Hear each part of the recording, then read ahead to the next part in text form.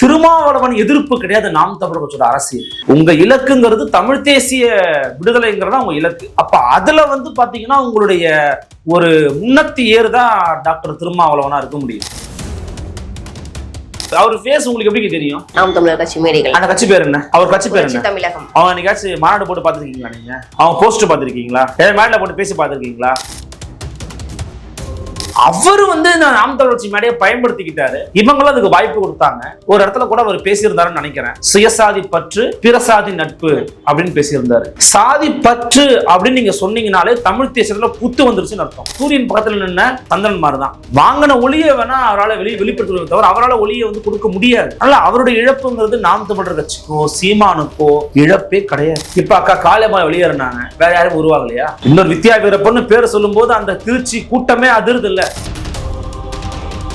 தனி நபர்களை நம்பி அல்ல ஒரு கட்சி, தத்துவத்தை நம்பிதான் கட்சி. தத்துவம் அமைப்பு இருந்துகிட்டே இருக்கும். உள்ள வர்ற ஆட்கள் தான் வெவ்வேறு ஆட்கள் இருந்துகிட்டே இருப்பாங்க. எந்நேரம் காலம்பரம் வந்திருக்கலாங்க கட்சிக்கு, அவங்க மிஸ் பண்ணிட்டாங்க. இதுக்கு மேல அது தமிழ் சமூகத்துல 0.001% தான் பாதிப்பு ஏற்படுத்தும். விஜய் கிட்ட போட்டோம், திமுகவுக்கு போட்டோம், அதிமுகவுக்கு போட்டோம், ஈவன் நாம் தமிழர் கட்சிக்கு அப்புறம் வந்தாலுமே கூட அவங்களால என்ன பண்ண முடியும்னு தெரியல.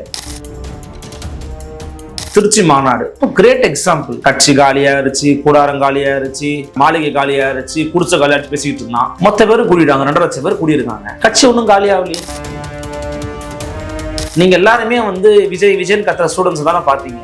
அங்க பாத்தீங்களா தலைவர் பிரபாகரன் வாழ்கன்னு அந்த பசங்க சொல்றாங்க, காலேஜ் பசங்க. தலைவர் பிரபாகரன் வாழ்கன்னு நீங்க தமிழ்நாட்டுக்குள்ள யங்ஸ்டர்ஸ் மத்தியில உங்களால விதைக்க முடியுது அப்படின்னா அது ஒரு சாதாரண ஒரு மாற்றம் கிடையாது. அரசியல் பேரவை நேயர்களுக்கு வணக்கம். நான் உங்கள் பிருந்தா சங்கர். இன்று நம்மோடு சிறப்பு விருந்தினராக இணைந்திருப்பது ஊடகவியலாளர் அருள்மொழிவர்மன் அவர்கள். வணக்கம் சார். வணக்கம் மேடம்.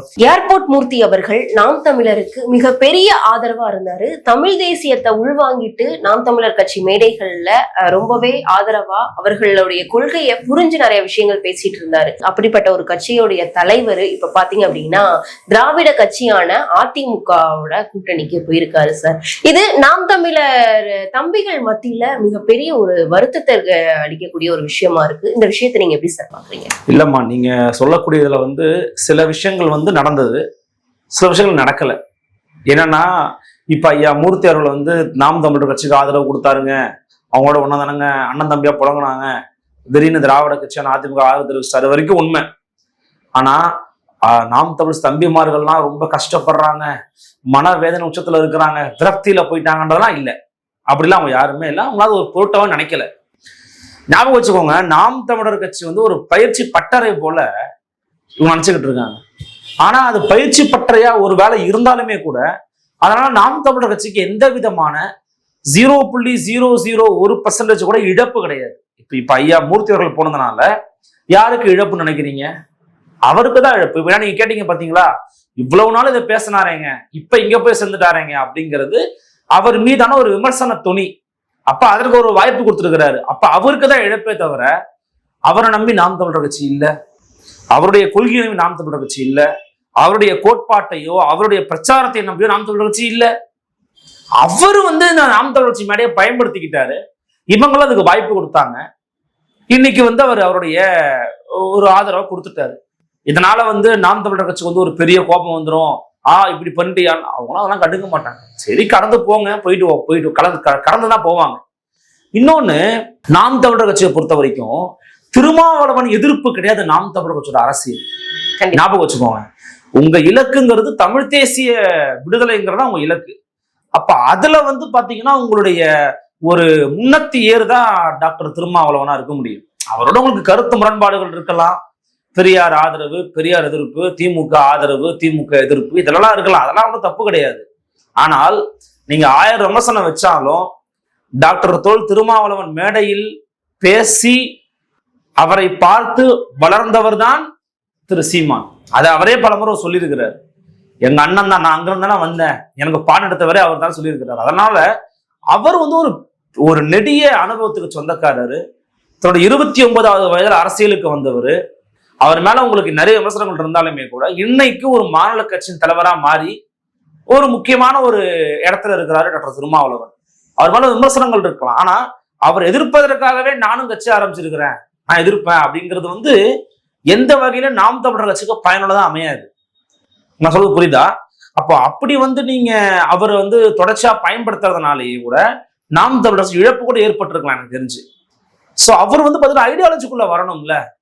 ஒரு இடத்துல கூட அவர் பேசியிருந்தாருன்னு நினைக்கிறேன், சுயசாதி பற்று பிறசாதி நட்பு அப்படின்னு பேசியிருந்தாரு. சாதி பற்று அப்படின்னு நீங்க சொன்னீங்கனாலே தமிழ் தேசத்துல புத்து வந்துருச்சுன்னு அர்த்தம். புரியுதா உங்களுக்கு? எவன் ஒருத்தர் சாதியை மறுக்கிறானோ, சாதியை வேணான்னு துறக்கிறானோ, அவன் தான் அடிப்படையில தமிழ் தேசத்துக்குள்ள வர முடியும். இல்ல சார், இந்த இதை நீங்க நோட் பண்ணும்போது அந்த பஞ்சமநில மீட்பு அதுல வந்து பறையர் சமூகமும் தமிழ் சங்கங்களும் எந்த அளவுக்கு ஒற்றுமையா இருக்கணும் அப்படின்றது குறித்தும் அவர் நிறைய மேடைகள்ல பேசியிருக்காரு. அதை நம்ம பார்க்கணும். அதாம்மா நான் சொல்றேனே, அவரோட வந்து ஒத்து போறதுக்கு நிறைய பாயிண்ட்ஸ் இருந்தாலுமே கூட முரண்களாக இருப்பதுக்கு நிறைய பாயிண்ட்ஸ் இருக்கு. நீங்க கேட்டதன் காரணத்துக்காக நான் சொல்றேன். அதாவது இவருடைய விலகல் அல்லது இவர் அதிமுக கூட்டணியில போய் சேரலாம் இல்ல, கூட்டணிக்கு ஆதரவு தெரிவிச்சிருக்கிறார். சீட்டா கொடுக்க போற எடப்பாடி கே பழனிசாமி வாய்ப்பே கிடையாது, கொடுக்கவே முடியாது. எங்க கூட இருக்கிற பாமகவுக்கு கொடுக்கணும், டிடிவிக்கு கொடுக்கணும், பாஜகவுக்கு கொடுக்கணும், மற்ற பேர்லாம் வர லைன்ல நின்றுகிட்டு இருக்காங்க. இந்த இவரு தமிழக மக்கள் முன்னேற்ற கழகம், ஏசி சண்முகம், தமாக, ஜான் பாண்டியன், அப்புறம் கிருஷ்ணசாமி வந்தாங்கன்னா அவங்களுக்கெல்லாம் சீட்டு கொடுக்கணும். இப்படி பல சிக்கல் இருக்கு அவங்களுக்கு. ஆனா இவருக்கு சீட்டு கொடுக்க வாய்ப்புகள் என்பது மிக மிக மிக மிக குறைவு. அதுக்கு வாய்ப்பே இல்லை என்ன கேட்டீங்கன்னா. அப்புறம் வந்து ஒரு பிரச்சாரத்துக்கு பயன்படுத்திப்பாங்க, ஒரு பரப்புரை பீரங்கியா பயன்படுத்துவோம், திருமாவளவனுக்கு எதிராக பேச வைப்போம், திமுக கூட்டணிக்கு எதிராக பேச வைப்போம், ஒரு ஸ்டார் ஸ்பீக்கரா பயன்படுத்தலாம். ஏன் சார் அதே பிரச்சார பீரங்கியா வந்து நாம் தமிழர் கட்சியிலையும் அவர் வளம் வந்தார். ஆமா, என்னன்னா எல்லாருக்குமே லைஃப்ல வந்து ஒரு ப்ரொடெக்ஷன் தேவைப்படுது. என்ன கேட்டீங்கன்னா, இப்ப நீங்க பாருங்க, அண்மையில கூட ஒரு பத்திரிகையாளர் வந்து தாவேகால போய் சேர்ந்தாரு. அவர் மீது வந்து பாத்தீங்கன்னா வழக்குகள் போடப்பட்டு அவரை சிறையில தள்ளுவாங்கன்ற ஒரு நினைவை வந்துகிட்டு இருக்கிற நேரத்துல போய் சேர்ந்தாரு. ஏன்? ஒரு வகையில ஒரு பாதுகாப்பு, ஒரு கட்சினா ஒரு ப்ரொடெக்ஷன், ஒரு பாதுகாப்பு இருக்கும். நாளை பண்ணா நம்ம அறிக்கை விடுவாங்க, நமக்காக 10 பேர் வந்து பேசுவான், கோர்ட்டு வாசலுக்கு வருவான், சிறை வாசலுக்கு வருவான், குடும்பத்தை ஏதாவது பார்த்துப்பா, நிதி உதவி ஏதாவது கொடுப்பான்ற ஒரு மனநிலை தானே. இப்ப அதனால கூட அவருக்கு இருக்கலாம். அவர் போய் சேர்ந்ததுனால நாம் தமிழர் கட்சி இழப்பும் இல்லை, அதிமுகவுக்கு ஒரு பெரிய பிளஸும் இல்லை. அதனால அவரே வந்து நினைச்சிருக்க மாட்டாரு பிருந்தா எல்லாரும் கேள்வி கேட்பாங்க, அரசியல் பொருள் எல்லாரும் பேச நினைச்சிருக்க மாட்டாரு. அதனால பெரிய ஒரு ஃபோர்ஸா நான் அவரை கணிக்கல, நான் அவரை நம்பல. அவருடைய இழப்பு அல்லது அவருடைய விலகல் அப்படிங்கிறது எந்த வகையில் இவங்களுக்கு பாதிப்பும் கிடையாது. நான் தான் சொல்லிக்கிட்டு நான் முடிச்சிடுறேன். சுயசாதி பற்று பிரசாதி நட்புன்னு பேசுனீங்கனாலே அங்க தமிழ் தேசியம் ஒழியுதுன்னு அர்த்தம். தமிழரசன் சாதி பார்க்கல, புலவர் கலிய பெருமாள் சாதி பார்க்கல, வேலுப்பிள்ளை பிரபாகரன் சாதி பார்க்கல, தமிழ் தேசியம் பேசுற யாருமே தமிழோட சாதி பார்க்கல. அதனால்தான் தமிழ் தேசியம் பேசினாங்க. புரியுதுங்களா உங்களுக்கு? சாதியை மறுக்கும் போதுதான் உங்களுக்கு தமிழ் தேசியம் பெறும். அதனாலதான் திருமாவளவன் சொன்னாரு, சாதி ஒழிப்பே தமிழ் தேசிய விடுதலைன்னாரு.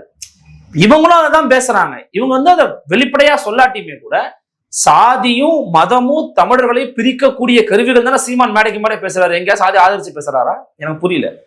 சாதியும் மதமும் சார், இப்ப அவர் நீங்க சொன்ன விஷயத்த வந்து மொழி பிறழ்வா கூட எடுத்துக்கலாம் இல்லையா? ஏன்னா விசிகா தலைவர் திருமாவளவன் அவர்களே வந்து ஆமா இது ஒரு ஜாதிய கட்சி தான் எங்க கட்சி அப்படின்னு சொன்ன இதெல்லாம் இருக்கு இல்லையா? அதை வந்து அவர் மொழி பிறழ்வு அப்படின்னு ஒரே இல்ல சுயசாதி நட்புங்கிறது மொழி பிறழ்வு எல்லாம் கிடையாது. அது வந்து நல்லா சிந்திச்சு சொல்லப்பட்ட வார்த்தைகள் தான். சுயசாதியில ஒருத்தருக்கு பற்று வருது, பிரசாத நட்பு வருதுன்னா என்ன அர்த்தம்? அப்ப வேற சாதியில ஒரு பிள்ளைய கட்டணி கொண்டுருவியா? தப்பான ஒரு விஷயம். எடுத்த உடனே லவ்வுக்கு போக கல்யாணத்துக்கு போறேன்னு நினைக்க வேண்டாம். இயல்புல நான் ஒண்ணு சொல்றேன், நிறைய பேர் கேட்பாங்க, இப்ப சாதி மேல பற்று இருக்கிறவங்க என்ன பண்ணுவோம் தெரியுமா? என்ன மறைமுகமா கேட்பான், சாதி மாதிரி கல்யாணம் பண்ணிட்டா சாதி ஒழிஞ்சிருமா அப்படின்னு கேட்பான். ஒழியாதுல்ல, கல்யாணம் பண்ணிக்கிற விடு. சாதி மாதிரி கல்யாணம் பண்ணிட்டா சாதி ஒழின்னு யாரும் சொல்லல. சாதி மறுப்பு திருமணங்கள் தமிழ் சமூகத்துல சாதி ஒழிப்பை நோக்கி நகர்த்தும்னு சொல்றோம். இப்ப பேரு பின்னாடி சாதி போடுறத திராவிட இயக்கம் பெரியார் ஐயா வந்து எடுத்தாருன்னு சொன்னாங்க. அது ஒரு முன்னேற்ற பார்வைதான். ஆனா அப்படி எடுத்ததுனால சாதி ஒழிஞ்சிருச்சா? இருக்கு. அப்ப அதை எடுக்கிறத நோக்கி நம்ம நகரணும், அடுத்த இடத்த நோக்கி நகரணும். தமிழர்கள் இன்னைக்கும் என்ன பெருமையா சொல்லலாம்? நீங்க ஒரு வெள்ளுமாலத்துக்கு போய் பாருங்க, இப்ப என்ன போட்டிருப்பான், சர்மா, அப்புறம் என்னவோ போட்டிருப்பான் பின்னாடி. அண்டை மாநிலத்துல நாயுடு ரெட்டின்னு போட்டுக்கலையா? சர்நேம் நமக்கு என்னது? BA, MBA, MBBS, BE, அதான் நம்ம சர்நேம். நம்ம படிச்சு வாங்கின பட்டம், அவன் பிறப்புல வாங்கின சாதி.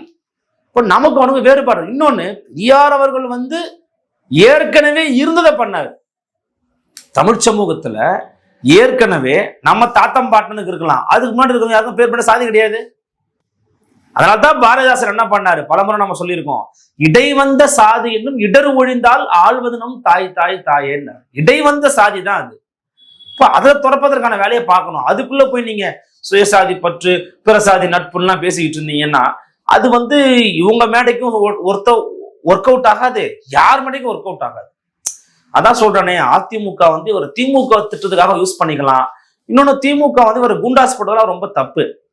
அப்ப அந்த மாதிரி பாதிக்கப்பட்ட ஒருத்தரை தன் பக்கம் வச்சிருக்கிறது அதிமுக ஒரு பிளஸ். கண்டிப்பா சார். ஏன்னா அததான் ஒரு சில தம்பிமார்கள் சொல்றாங்க, இப்ப ஒருவேளை அவருடைய பாதுகாப்பிற்காக கூட அதிமுகவோட போயிருக்கலாம். நான் தான் சொல்றேனே, அதிமுகவை பொறுத்த வரைக்கும் நீங்க அதிமுக பத்தி நீங்க கேட்டீங்கன்னா, நானும் 2 இடத்துல சொல்லியிருக்கேன், திருப்பியும் சொல்றேன். அதிமுக உள்ள நீங்க திராவிடம் பேசலாம், பகுத்தறிவு பேசலாம், இந்துத்துவா பேசலாம், கடவுள் ஆதரவு ஆத்திகம் பேசலாம், நாத்திகம் பேசலாம், தமிழ் தேசியம் பேசலாம், கம்யூனிசம் பேசலாம், என்ன வேணா நீங்க பேசலாம் அதிமுகக்குள்ள. ஏன்? அந்த கட்சிக்குன்றது ஒரே ஒரு கொள்கை தான், அது திமுக எதிர்ப்பு. இருந்தாலும் திராவிட கொள்கையை அவங்க சித்தாந்தமா கொண்டு இருக்காங்க. எங்க கொண்டு இருக்கிறாங்க? திராவிட கொள்கைன்னா என்ன? அடிப்படையில திராவிட கொள்கைன்னா என்ன? அது பலவிதமான கூறுகளை உள்ளடக்கியது. நீங்க அதுக்கெல்லாம் பேரு போட்டு திராவிட சிக்கர் ஒட்டிக்கிறாங்க. அது பல கூறுகளை உள்ளடக்கியது. உங்க கழகம் தாய் கழகம் திமுக தான் அப்படின்னா திமுகவுடைய ஒரு சில கொள்கை உங்கள்கிட்ட இருக்கணுமே. அது திமுகட்டே இல்லையா சார்னு கேட்கலாம் நீங்க, அது அடுத்த கேள்வி. அதுவே அங்கேயே நிறுத்து போச்சுன்னு வச்சுக்கோம்.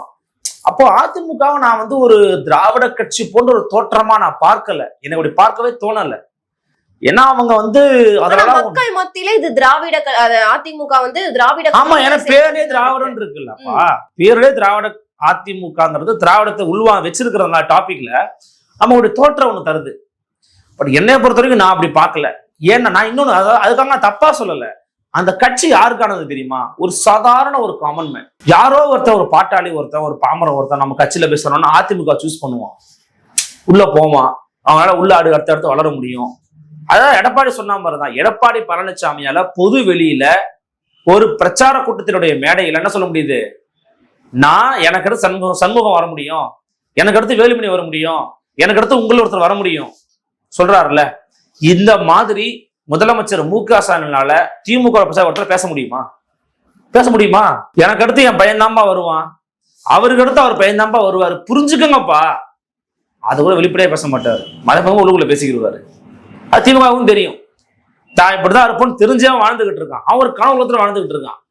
அதிமுக பரவாயில்ல, ஒரு வெள்ளாண்டு வியாபாரியால இன்னைக்கு ஒரு அதிமுக போச்சலரா மாற முடிஞ்சிருக்குல்ல, அது அவங்க பத்திற்கு ஒரு பெரிய சாதனை தான். அவர் தொண்டர்களுக்கான கட்சி தான், ஒன்றும் மாற்று கருத்து ஒன்றும் கிடையாது. கண்டிப்பா சார். இப்ப ஏர்போர்ட் மூர்த்தி அவர்கள் சீமானவர்களிடம் சொல்லிட்டு தான் போயிருக்காங்க, சீமானவர்களுக்கும் அதுல சம்மதம், அதிமுகவோட கூட்டணிக்கு ஏர்போர்ட் மூர்த்தி அவர்கள் போறது அப்படின்ற மாதிரியான ஒரு சில விஷயங்களையும் பேசப்படுறாங்க. அது உண்மைதான் இல்ல, நம்ம இது உறுதிப்படுத்த முடியாது, நடக்கிற சம்பவங்களை வச்சு பார்க்கும்போது. ஏன்னா நாம் தமிழர் கட்சியின் தலைமையும் அது பெருசா விமர்சிக்கல, அதை எங்கேயும் அவங்க பொருட்படுத்தல, விமர்சிக்கலங்கிறது கிடையாது, பொருட்படுத்தவே இல்லை. ஐயோ அண்ணன் போயிட்டாரு, ஐயோ இதுவாயிடுச்சு நினைக்கவே இல்லை. அவர்களுக்கு லாஸ் இருக்குன்னு, அவர் லாஸ் இல்லைன்றதை அவர்கள் புரிஞ்சுக்கிட்டாங்கன்னு நமக்கு. இதனால அவரால் என்னைய பொறுத்த, நான் என்னுடைய பர்சனல் ஒப்பீனியன் சொல்றேன், அவரால் இந்த கட்சிக்கு நாம் கட்சிக்கு பிளஸும் கிடையாது, அவருக்கு தாங்க பிளஸ். அவர் ஃபேஸ் உங்களுக்கு எப்படி தெரியும்? கண்டிப்பா நாம் தமிழர் கட்சி மேடைகள். அந்த கட்சி பேர் என்ன? அவர் கட்சி பேர் என்ன? தமிழகம். அவன் என்னைக்காச்சும் மாநாடு போட்டு பார்த்துருக்கீங்களா? நீங்க அவன் போஸ்டர் பார்த்துருக்கீங்களா? மேடையில போட்டு பேசி பார்த்துருக்கீங்களா?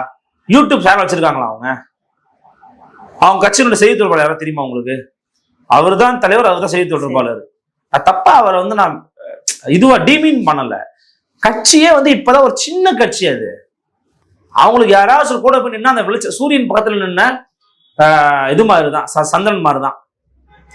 வாங்கின ஒளியை வேணா அவரால் வெளிப்படுத்துவதை தவிர அவரால் ஒளியை கொடுக்க முடியாது. அதனால அவருடைய இழப்புங்கிறது நாம் தமிழர் கட்சிக்கோ சீமானுக்கோ இழப்பே கிடையாது. அவங்கெல்லாம் அதை பொருட்படுத்தவே மாட்டாங்க, அவங்களுடைய களம் வேற, அவங்க எங்கேயோ ஓடிக்கிட்டு இருக்காங்க, கூட வந்தாம வராட்டி போயிட்டே இருப்பாங்க. அவங்க பெரிய இழப்பெல்லாம் கிடையாது. அதாவது நாம் தமிழர் கட்சியை ஒரு கற்பிக்கக்கூடிய ஒரு இடமா எல்லாருமே ஆக்குறாங்க. இதை எப்படி சார் பாக்குறீங்க? இல்ல, அது ஒருத்தருடைய சுபாவத்தை பொறுத்தது. இப்ப ராஜீவ்காந்தி அண்ணன் இருந்தாங்க, அவங்க கட்சிக்குள்ளதான் இருந்தாங்க, மிக சிறந்த பேச்சாளர். அவர் இன்னைக்கு திமுகவோட மாணவர் அணி செயலாளராக தலைவராக மாறிட்டாரு. அதன் பிறகு அண்ணன் பேச கனகசுந்தரமண்ணன் இருந்தாங்க, அவங்க இன்னைக்கு அதிமுக ஒரு முக்கியமான பொறுப்புல இருக்காங்க. அப்படி இந்த கட்சியில பயணிச்சவங்க முக்கியமான வெளியில போய் வேற ஒரு பொறுப்புல இருக்கிறாங்கன்னு வைப்போமே, நம்ம வந்து அதை தப்புன்னு சொல்ல முடியாது, சரின்னு வாதிட முடியாது, அவங்களுடைய சூழ்நிலையை பொறுத்தது.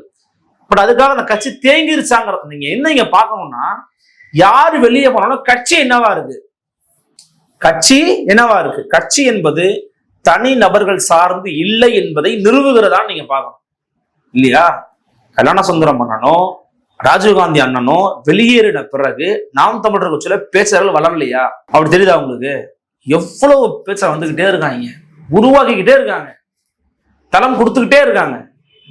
இப்போ அது வந்து தேக்க நிலை அல்ல, அது வளர்ச்சி நிலை தான். அது இப்ப அக்கா காளியம்மா வெளியேறினாங்க, வேற யாரும் உருவாகலையா? இன்னொரு வித்யா வீரப்பன்னு பேரை சொல்லும் போது அந்த திருச்சி கூட்டமே அதிருது இல்ல. காளியம்மான்ற பேர் சொல்லும் போது அது இருந்த அந்த கூட்டம் வித்யா வீரப்பன்னு சொல்லும் போது அதிருதுன்னா, கட்சி தனக்கான ஆட்களை தகவமைத்துக்கிட்டே இருக்கும். தனி நபர்களை நம்பி அல்ல ஒரு கட்சி, தத்துவத்தை நம்பிதான் கட்சி. தத்துவம் அமைப்பு இருந்துகிட்டே இருக்கும், உள்ள வர்ற ஆட்கள் தான் வெவ்வேறு ஆட்கள் இருந்துகிட்டே இருப்பாங்க. அதனால அப்படி போறாங்க, அது கற்பிக்கிற இடமான இருந்துட்டு போட்டுமே, நல்லதுதான் அது. ஆனாலும் இந்த இடத்துல சீமான் அவர்களுடைய பெருந்தன்மையும் நம்ம கவனிக்கக்கூடிய ஒரு விஷயமா இருக்கு. ஏன்னா நீங்க வெளில போறீங்களா, போங்க, அங்க போய் மக்களுக்கு தேவையான நல்ல விஷயங்களை நீங்க பண்ணுங்க. எங்களுடைய கட்சி வளர்ந்து வந்ததற்கு பின்பு நீங்க வரதா இருந்தாலும் வாங்க, வரதை நாங்க ஏத்துக்கிறோம் அப்படின்ற ஒரு பெருந்தன்மையும் வந்து வியக்கத்தக்க ஒரு விஷயமா பார்க்கக்கூடிய விஷயமா இருக்கு. நல்ல விஷயம் தான். இல்ல அது வந்து அதுதான் ஒரு லீடருக்கான குவாலிட்டிங்கிறது என்ன தெரியுமா? வெளியே போறவனை பத்தி புற பேசுறது கிடையாது. போயிட்டாங்க, இருக்கட்டும், இப்ப நல்லா இருக்கட்டும், நல்லா இருக்கட்டும், இதான் பேச முடியும். நீங்க போய் அவங்கள்ட்ட வெளியேறினவங்களை பத்தி நீங்க கவலைகளையும் உங்களுடைய வருத்தங்களையும் பதிவு பண்றீங்கன்னா, you are not eligible to become a leader. நீங்க லீடரே கிடையாதுன்னு அர்த்தம். அண்ணா அவர்கள்ட்ட சம்பத் ஒருத்தர் நினைக்கிறேன், I think so, CVK Sampath ஐயா தான் வெளியேறின போது காதுல இருந்து அந்த கற்களை வைர மணி எடுத்து ஓர வச்சிருக்கிறேன், கொஞ்சம் வலி இருக்கு, அப்புறம் போட்டுப்பேன், அந்த மாதிரிதான் ஈவிகே சம்பத்துன்னு சொன்னாராம். வெளியேறின ஒருத்தர் வைரம்னு பேசினாரு. புரியுதுங்களா உங்களுக்கு? அதனால இதெல்லாம் வந்து ஒரு பெரிய ஒரு பொருட்டா ஒரு தலைவர் நினைக்க கூடாது. அதெல்லாம் சீமான் கரெக்டா தான் இருக்காரு, அப்படிதான் இருக்கணும், அப்படிதான் அதை டீல் பண்ணணும், அவர் அப்படிதான் பேசணும். அப்படி பேசினாதான் லீடர். யாருடைய வெளியேற்றமும் ஒரு கட்சியை கலகலத்து போக வச்சு ஒரு தோட்டத்தை நீங்க உருவாக்குனீங்கன்னா அக்கட்சிக்கு அது மைனஸ். திருச்சி மாநாடு கிரேட் எக்ஸாம்பிள். கண்டிப்பா கட்சி காலியா இருச்சு, கூடாரம் காலியா இருச்சு, அப்புறம் என்ன மாளிகை காலியா இருச்சு, குடிச்ச காலியாச்சு பேசிக்கிட்டு இருந்தான். மொத்த பேரும் கூடிட்டாங்க, 2.5 லட்சம் பேர் கூடியிருக்காங்க. கட்சி ஒன்றும் காலியாகலையே. இன்னுமே அந்த கட்சிக்கு இருக பிடிமானம் உள்ள கொள்கை தொண்டர்கள் வர ஆரம்பிச்சிருக்கான். நீங்க எல்லாருமே வந்து விஜய் கத்துற ஸ்டூடெண்ட்ஸ் தானே பாத்தீங்க. அங்க பாத்தீங்களா அந்த பசங்கள்லாம்? எனக்கு எதிர ரொம்ப ஆச்சரியமா இருந்துச்சுன்னா, தலைவர் பிரபாகரன் வாழ்கன்னு அந்த பசங்க சொல்றாங்க, காலேஜ் பசங்க.